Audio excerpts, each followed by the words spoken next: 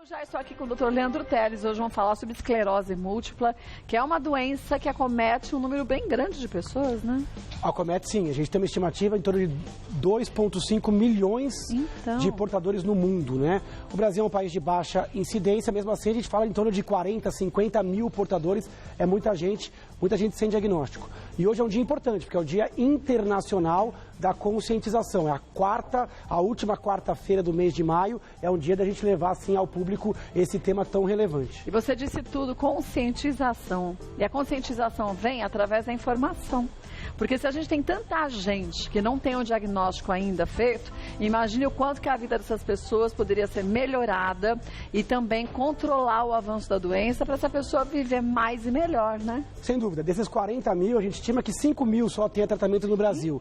E não é só isso, é a questão do preconceito. Então é um tema que importa a todo mundo. É uma doença importante, relevante, e por isso a gente está trazendo para o grande público. O que dificulta esse diagnóstico, doutor? O diagnóstico é difícil porque os sintomas variam muito de pessoa para pessoa. Na verdade, hoje, qualquer sintoma neurológico, focal, então, às vezes, um formigamento, uma falta de sensibilidade numa região do corpo, tem que ser levado ao médico especialista. Hoje está um pouquinho mais fácil com o desenvolvimento de novos exames, hoje a gente tem um acesso um pouco melhor ao especialista.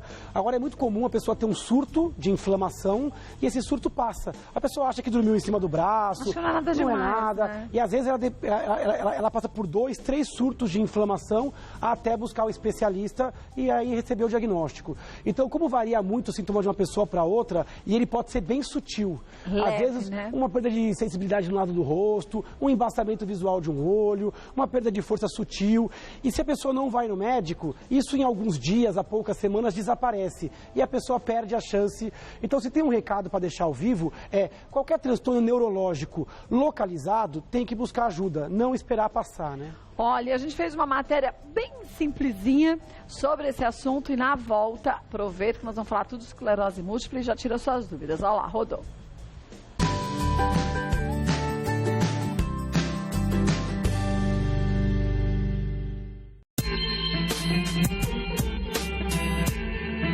De acordo com dados da Federação Internacional de Esclerose Múltipla, 2,3 milhões de pacientes sofrem com a doença pelo mundo. Normalmente, o diagnóstico é descoberto aos 30 anos de idade. Há 16 anos, a atriz Cláudia Rodrigues, uma das maiores humoristas do Brasil, foi diagnosticada com a doença. A enfermidade afetou a memória da atriz, que já não conseguia mais decorar os textos. Por esse motivo, ela se afastou da televisão e desencadeou a depressão. A esclerose múltipla não tem cura, mas tem tratamento. Tanto para reduzir o tempo e o grau de inflamação durante um surto, quanto para evitar que o sistema imunológico ataque o sistema nervoso. Hoje, no Dia Mundial da Esclerose Múltipla, saiba mais sobre a doença e tire suas dúvidas agora no Mulheres. Olha, vamos começar com os nossos mitos e verdades, porque a gente vai desmistificando muita coisa, né, doutor Leandro? Sem dúvida. Vamos ver o primeiro deles? A esclerose múltipla é uma doença neurológica, crônica e degenerativa. Isso é mito, mentira, Mito. né? Tá quase certo. É uma doença neurológica, isso é verdade. Pega o sistema nervoso central, que é cérebro, qualquer região do cérebro, a parte da medula espinhal, na coluna, e também pode pegar os nervos do olho, os nervos ópticos. Então, qualquer região está susceptível a surtos de inflamação. Ela é crônica, porque por mais que o surto seja agudo, a inflamação é aguda, mas a tendência a ter novos surtos, ela é crônica. Então, é uma doença que se arrasta ao longo dos anos. Agora, ela não é uma doença considerada degenerativa.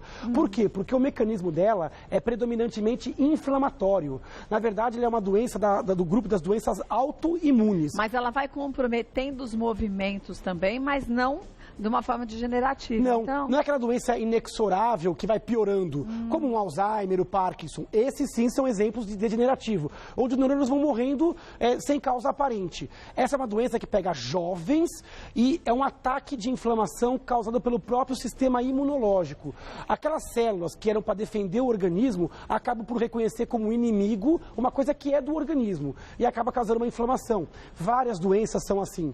Então, hipotireoidismo, diabetes diabetes do tipo 1, vitiligo, são doenças consideradas autoimunes. O lúpus, a esclerose múltipla é uma delas. Então existe inflamação. Por isso que é uma doença que hoje tem tratamento. Se você consegue desinflamar o surto e regular o sistema imunológico, você consegue abrandar o sintoma de esclerose múltipla. Então não é uma doença de evolução assim catastrófica. Ah, você tem e você vai piorar. Não, você tem, você vai ter tendência maior a ter esses surtos, mas você vai ter tratamento e a evolução varia muito de um caso a outro. Vamos ver mais um? Vamos embora. A doença comete predominantemente jovens do sexo feminino. Isso é verdade. Isso é uma característica de várias doenças autoimunes. Então, o sistema imunológico no jovem, ele é mais forte, ele é mais agressivo. Quando a pessoa vai envelhecendo, ela vai tendo risco maior de ter outras doenças por falta de imunidade, como infecções, tumores. Quando o paciente é jovem, ele tem um risco maior, né? E, no caso das mulheres, também é uma característica genética da mulher de ter uma tendência maior a essa responsividade do sistema imunológico. Então, mulheres têm um risco maior de várias doenças autoimunes. Uma delas é a tireoidite de Hashimoto, que causa o hipotireoidismo, super frequente nas mulheres e um pouco mais infrequente nos homens. No caso da esclerose múltipla, a gente tem de 2 a 3 mulheres para cada homem. E pega a gente jovem, de 20 aos 40 anos. Não que seja impossível, pode acontecer em crianças e pessoas mais velhas, mas a grande maioria é entre 20 e 40 anos. Por isso é uma doença tão preocupante. Por quê? Porque pega a pessoa no momento que ela está mais produtiva. Uma fase ativa. Então, pega no momento que está mais ativa socialmente, da parte escolar, da parte do trabalho. Então, é uma doença muito importante na medicina. Agora, se é uma doença autoimune, quem tem outra doença autoimune pode ser mais suscetível a ter esclerose múltipla? Isso é um conceito relativamente recente. Quando você tem uma doença autoimune, o seu risco é maior à autoimunidade. Quando você tem familiares com doença autoimune, você tem uma tendência maior à autoimunidade. Porque existe um componente genético. Agora, por que alguém tem uma doença autoimune e o outro não? Aí tem várias teorias. Desde aquela falta de exposição até agentes infecciosos, aquela teoria do sujinho. Quanto mais infecções você pegaria na infância, mais você ocuparia o seu sistema imunológico, menos doenças autoimunes. Quer dizer, quanto mais vitamina S de sujeira a criança tiver contato, não quer dizer para a criança sair fazendo qualquer coisa. Mas tem gente que parece que cuida do filho, põe numa redoma de vidro. Isso é complicado. O sistema imunológico, ele precisa ser selecionado e conhecer o que é o fator externo, que tem que ser reconhecido. Então, o exagero, né, com relação a alimentar, com relação à sujeira, a gente não recomenda. Mas existem outras teorias, como exposições a vírus durante a vida e até a questão genética. Então, hoje a gente não tem uma explicação perfeita, porque alguém tem esclerose múltipla, outro não, mas sem dúvida esses fatores são importantes. Vamos ver mais um? A esclerose múltipla deixa seus portadores com problemas mentais. Isso é um mito, né? E aí é uma confusão muito comum. A pessoa fala esclerose múltipla, então a pessoa vai perder a lucidez. Pensa, meu avô ficou esclerosado, né? Essa palavra esclerose ela é muito complicada, porque ela está associada a esse esclerosado do idoso, que não tem nada a ver com esta esclerose. Essa esclerose é um termo que vem de cicatriz. Então você tem esclerodermia, você tem esclerose lateral amiotrófica, que é uma outra doença. Então essa esclerose vem de cicatriz. É uma doença que leva a uma inflamação, depois fica uma cicatriz que é perceptível, ou no exame físico, ou no exame de ressonância. Essa cicatriz que dá o nome à doença. Esses pacientes geralmente têm sintomas motores, visuais, de coordenação, sensitivo, mas a grande maioria permanece absolutamente lúcido. Normal, sem problemas psiquiátricos, salvo os problemas de ansiedade, depressão eventual. E também são pacientes que têm a parte intelectual geralmente bem preservada. Lógico que existem exceções, dependendo do tempo da doença, do grau de agressividade. Lógico que se ele tiver muitas lesões, ele pode ficar um pouco mais desatento, esquecido, mas não é uma doença intelectual de base, nem uma doença psiquiátrica. Então isso tem que mudar. E essa parte de múltipla também assusta. Fala, nossa, esclerose múltipla. Esse múltipla é uma questão numérica. Para dar o diagnóstico, ela tem que ter mais do que uma lesão. Né? Então, às vezes, são 2 pequenas lesões ou 3. Esse múltiplo não quer dizer de múltipla agressividade, de tipo, de causa. Não, é de múltiplas lesões. Mas talvez por isso que o diagnóstico seja tão difícil. Porque mentalmente a pessoa está como sempre foi. Exatamente. E aí, às vezes, aceitar que você está com uma doença que traz algumas limitações para você nos períodos daquele pico da doença, pode fazer com que a pessoa caia para uma depressão, para uma ansiedade. Por isso que o trabalho multidisciplinar também é importante. Sempre né? multidisciplinar. Então, essa questão dos sintomas paralelos, porque você tem o sintoma do surto, mas você tem o sintoma relacionado ao diagnóstico. Esses pacientes têm muita fadiga, que é uma característica da doença. Isso não é pela inflamação, é pela doença em si. Você tem 50% de taxa de depressão nesses pacientes. Então, muito tem distúrbio alto, de sono. Então, é importante. Não basta só dar o diagnóstico, tem que tratar o indivíduo como um todo. E a equipe multidisciplinar é importante. Como também é importante a família, o empregador, os amigos e a sociedade como um todo. Vamos ver mais um mito ou verdade? Vamos lá, Kátia. Dificuldade em enxergar com dor na movimentação dos olhos é um sintoma inicial comum na esclerose múltipla. Isso é verdade, né? Então, a esclerose múltipla, como eu falei, pode começar com qualquer sintoma neurológico focal. Muito comum a alteração de sensibilidade, localizada de um lado do corpo, ou até no rosto, ou só num membro. Isso acontece em 40% das vezes. Agora, aqui também tem um exemplo de sintoma comum, que é a neurite óptica.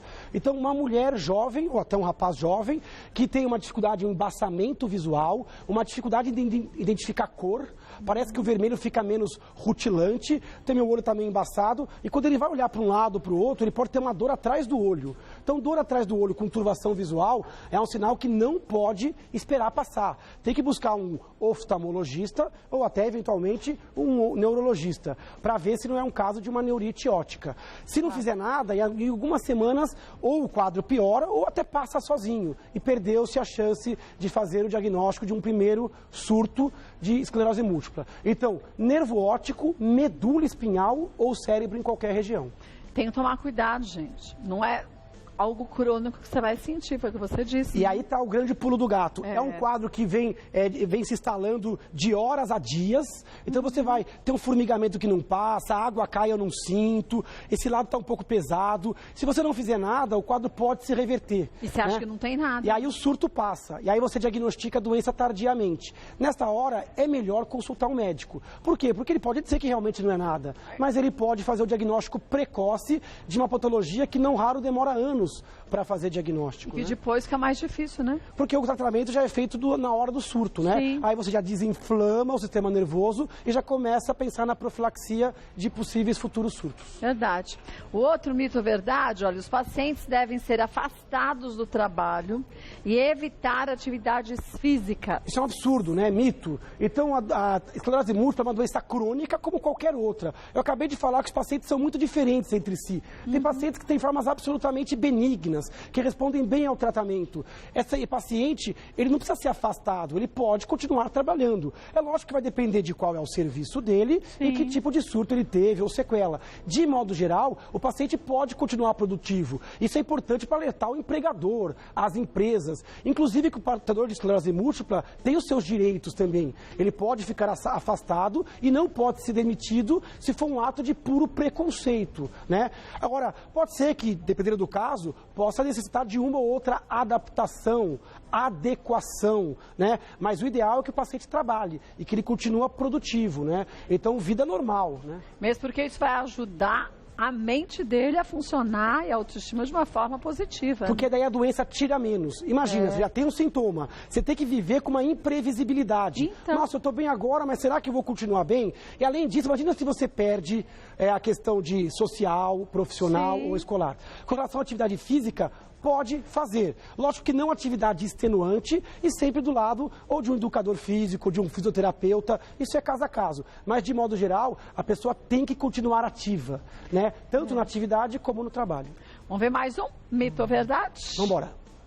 Todos os pacientes acabam invariavelmente na cadeira de rodas. Mito. Absurdo, né? E a pessoa, quando recebe o diagnóstico, ela faz essa projeção, como se fosse uma sentença de morte ou de incapacidade. Isso é mito. Então, é uma doença que nos últimos 30 anos tem um tratamento que está avançando de forma absurda, tanto na redução dos surtos, como no tratamento do surto em si. E eu tenho muitos pacientes que com 10, 15, 20 anos de doença não estão na cadeira de rodas. Então, existem quadros mais agressivos e menos agressivos. Fazer projeção é impossível. Bola de cristal é impossível. Então, isso é um mito absurdo. Tem muitos pacientes com muitos anos que vão ter expectativa de vida normal ou quase normal e vão viver com pequenas adaptações. Como você disse, são sintomas diferentes, depende da área do cérebro que atinge. Então, é uma doença múltipla também por isso, né? É uma doença heterogênea. Cada um tem de uma forma. Tem formas mais benignas, tem formas mais agressivas, tem formas que respondem muito bem ao remédio. E outras nem tanto. Dependendo do local onde está sendo o surto, do tamanho do surto e dessa característica que eu te falei de predisposição à agressividade, você vai ter maior ou menor risco de sequela. Olha, a Rebeca Gomes pergunta o seguinte: quais exames ajudam no diagnóstico da esclerose múltipla? Por que é tão difícil o diagnóstico, hein? Então, Rebeca, como a gente falou, como os sintomas variam muito de pessoa para pessoa, como o sintoma pode vir e passar espontaneamente sem tratamento, como pega pessoas jovens até outro momento saudáveis. Então, tudo isso leva a dificuldade. O principal exame é a conversa com o médico, ele vai estabelecer sintomas neurológicos que vêm e vão e ficam de dias a semanas, né? Ele vai examinar, bater os reflexos, ver a força, a coordenação, para ver indícios de surtos antigos e exames subsidiários, alternativos, ressonância, esse é o mais importante. A tomografia, por vezes, não vê as lesões. Então, ressonância melhor que a tomografia e, eventualmente, exames de sangue para afastar outras doenças e aquele exame do líquor, que vai ver inflamação no líquor. Né? Então, a história clínica, exame, ressonância e líquor forma aí o quarteto do diagnóstico da esclerose múltipla. Vamos ver mais uma. Camila, pacientes com esclerose múltipla podem casar e ter filhos? Pode casar, nada contra casar. Casar pode, quem o marido, a esposa, casou. Né? E filhos também pode ter. A esclerose múltipla tende a não passar para os filhos, o risco é em torno de 5%, é baixo. A esclerose múltipla tende a se abrandar um pouco na gravidez, mas tem que ser uma gravidez planejada. Precisa comunicar ao neurologista para escolher o melhor tratamento, engravidar numa fase de maior calmaria da doença e o obstetra e o neuro tem que acompanhar de perto. Junto, é um pré-natal que a gente chama de alto risco por ter uma doença crônica. Mas pode engravidar, a chance muito grande de dar uma criança absolutamente saudável, normal e de ter tranquilidade durante a gestação. Agora, o estresse também pode piorar a esclerose múltipla? Pode. Como toda doença autoimune, pode piorar com o estresse. Então, a gente sempre pede para a pessoa ter uma vida sempre com válvulas de escape. Isso é uma recomendação geral para todo mundo, mais ainda para quem tem doenças crônicas. Tentar conter o estresse, né? Outra coisa com relação ao calor, momentos de muito calor, o paciente pode ficar um pouquinho pior. Evitar banhos muito quentes, evitar lugares muito abafados, evitar infecções na medida do possível, que pode debilitar mais o paciente. Tudo isso são recomendações gerais. Por isso que é importante conversar também para quem está querendo ter filhos e tem esclerose múltipla com obstetra, para ver se aquela hora é legal, se não é. Isso é o momento da vida que ela está mais estressada. Aliás, essa é uma dica para qualquer um que vai ter filho de qualquer jeito. Sim, é verdade. Porque é a melhor coisa você não precisa se pegar no susto. Quando você descobre que está grávida, você já está de 3, 4 semanas de gestação. E às vezes faltou repor o ácido fólico, faltou fazer exames pré-natais, faltou fazer uma vacina, que na gravidez vai ser ruim de fazer. Então, sempre que é planejamento. Nos casos de esclerose múltipla, isso ainda é um pouquinho mais importante. Um beijo para você, viu, Camila? Vamos ver mais uma? Ana Paula, tenho esclerose múltipla e preciso tomar antibióticos. Eles interferem nos medicamentos para a doença? Aí precisa ver qual é o remédio que ela está usando para a doença. Existem vários tratamentos pro surto, intersurtos e medicamentos para os sintomas associados, né? Como fadiga, depressão, alteração de sono. Então precisa ver que remédios são esses e quais antibióticos. Mas assim, para não ficar em cima do muro, de modo geral, pode usar antibiótico. Mas sempre que vai tomar um remédio em cima de um remédio crônico, não custa avisar o seu médico e perguntar especificamente para ele. Mandar uma mensagem ou ligar no consultório para perguntar se tem problema num caso específico. De modo geral, não tem problema usar antibiótico em cima de medicamentos para esclerose múltipla. Tá. Vamos ver mais uma?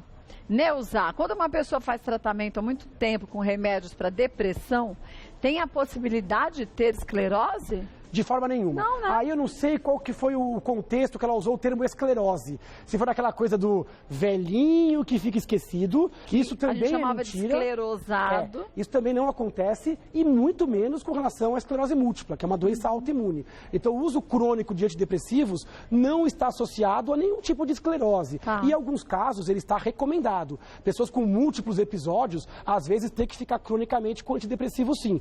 Então, é lógico, conversar com o médico dela, mas de modo geral não tem relação como causador de esclerose. Olha, gente, é importante lembrar que a gente tem que ir ao médico ao primeiro sinal de algo diferente no corpo da gente. Você viu hoje na esclerose múltipla. Essa pode ser a diferença. Você tem um diagnóstico no momento certo, no momento desse pico dessa doença crônica, para não ficar anos sem um tratamento, né? Sem dúvida. Buscar informação bem qualificada na internet. Sim, a esclerose múltipla tem muita informação na internet. Existem algumas polêmicas com relação ao tratamento. É importante sempre estudar e conversar com o seu médico de confiança para entender o que é alternativo, o que é consolidado e quais são as alternativas caso a caso. 10 segundinhos. Claro, você falou um pouquinho da nossa pauta com relação à tontura. Foi. Só para explicar para o pessoal em casa. Tava falando pra ti. Não vão achar que eu estou fazendo judô, não, que eu estou dando passe disso. no consultório.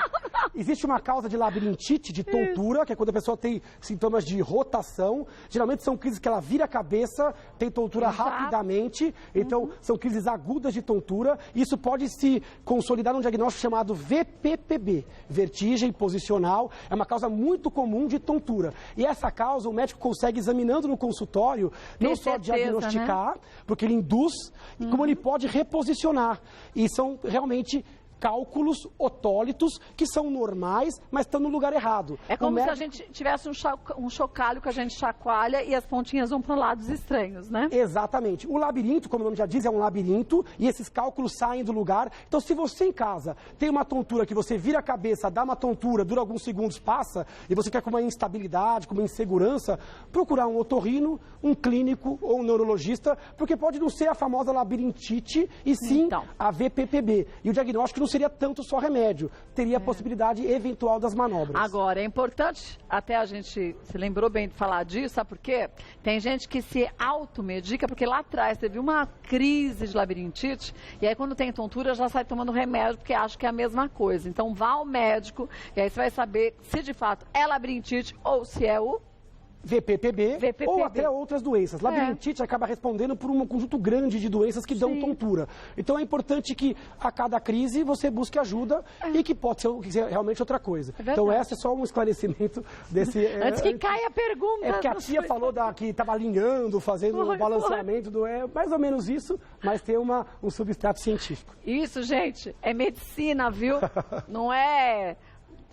cura pelas mãos, embora eu acredite em muitas coisas também, não é nada alternativo, é medicina, é ciência. E toma cuidado, que outra coisa que você falou com relação ao que é alternativa. Às vezes o pessoal pega no meu pai e fala, isso é alternativo, você não acredita. Não.